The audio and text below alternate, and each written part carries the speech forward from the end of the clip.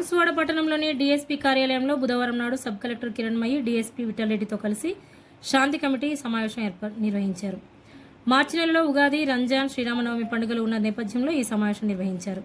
ఇరు వర్గాల వారు తమ పండుగలను వారి వారి సాంప్రదాయాల ప్రకారం సంతోషంగా జరుపుకోవాలని, మత సామరస్యాన్ని, శాంతి భద్రతలను కాపాడాలని sub collector Kiranmayi DSP Vittal Reddy వారికి సూచించారు. ఈ సమావేశంలో శాంతి కమిటీ సభ్యులు, మత పెద్దలు, వివిధ పార్టీల నాయకులు, అధికారులు పాల్గొన్నారు. రెండు తరఫున దాన్ని వాళ్ళు అవకాశంగా తీసుకొని ప్రయత్నం చేస్తారు.